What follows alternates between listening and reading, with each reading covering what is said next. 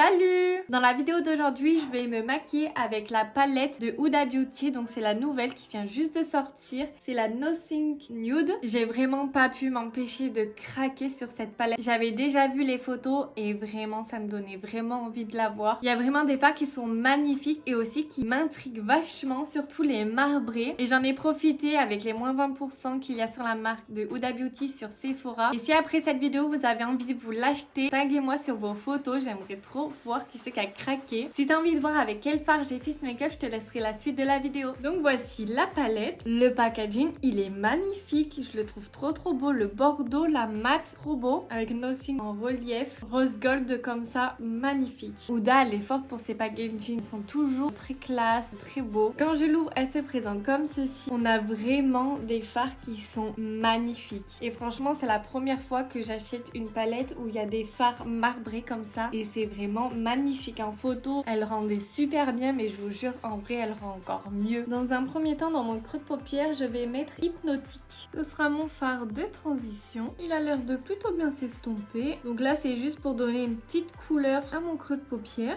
J'hésite pas à monter la couleur vers le sourcil et c'est pour pas qu'elle se fasse manger par les autres couleurs. Toujours dans mon creux de paupière, je vais mettre le fard Untamed. Mais je vais le mettre principalement au coin interne de mon creux de paupière. Je le dégrade bien avec le premier fard et je m'arrête au milieu de l'œil. Il y a quelques petites chutes mais rien de fou. Et toujours dans mon creux de paupière mais au coin externe, je vais mettre le fard Spicy. Je le place et je l'estompe en même temps. J'estompe bien les deux fards entre eux, mais bon, vu que c'est à peu près la même couleur, c'est pas très compliqué. J'estompe le bord avec le premier fard. Ensuite, je vais venir faire mon cut crease. Et pour ça, je viens prendre la base de chez P. Louise. Je vais faire un demi cut crease. Donc pour ça, je mets ma base sur les yeux. Je regarde en haut pour bien délimiter mon trait. Et après, j'ai plus qu'à tracer la forme que je veux. Avec un pinceau, je vais estomper le bord de la base pour pas que ça fasse une démarcation nette. Avec un pinceau plus petit, je viens toujours reprendre le fard Spicy que je vais mettre dans mon coin externe. Et je viens le mettre en oblique, ce qui va agrandir mon regard. Au coin externe de l'œil, je vais mettre le fard Passion. Waouh.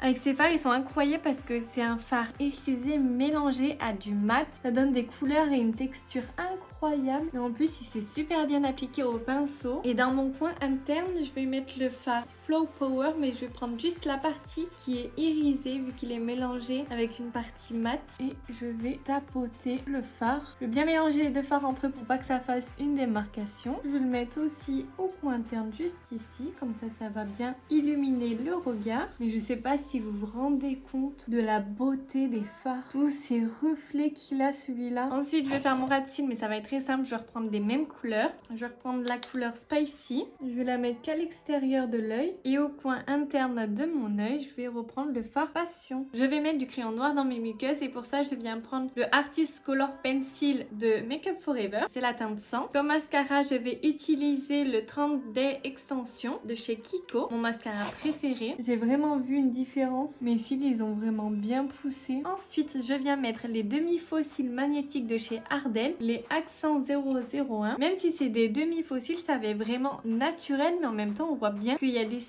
Maintenant que les faux cils sont mis, je vais passer aux lèvres. Pour le contour des lèvres, je vais prendre le crayon de LC La Barry en teinte prune. Et là, je viens prendre un échantillon des Ify Shine Ultra Cushion Gloss de Urban Decay. J'ai fait une vidéo où je me maquille qu'avec des échantillons. Je vous laisserai la voir dans le petit juste là. Pour l'appliquer, je viens prendre un pinceau de Makeup Forever. C'est le 174. Rien que dans le pan, il est magnifique. Il est vraiment magnifique ce gloss. Tous les reflets qu'il a. Quand on parle, c'est vachement joli parce que les lèvres, elles bougent du coup. Ça fait ressortir tous les reflets. Concernant la palette, je suis vraiment trop contente. Elle est super belle. Mais les fards, ils sont incroyables. Mélanger des fards irisés à des fards mat, du génie. Vraiment, elle a fait un super beau taf sur cette palette. Vraiment, il n'y a rien à retirer. Les fards, ils sont pigmentés, ils s'estompent bien. Et je les ai pas tous essayés, mais j'ai vraiment hâte de vous faire plein de make-up avec cette palette. Je pense qu'après, ça va vous saouler de la voir cette palette. En tout cas, j'espère que la vidéo, elle vous aura plu, que le make-up aussi vous aura plu et que cette première impression vous aura plu aussi. Et j'espère que je vous aurai donné envie de l'acheter parce que vraiment, c'est une palette inédite, je trouve, avec les fards qu'il y a dedans. Je pense que si vous avez envie de vous acheter une nouvelle palette pour les fêtes ou juste pour vous faire un kiff, je vous la conseille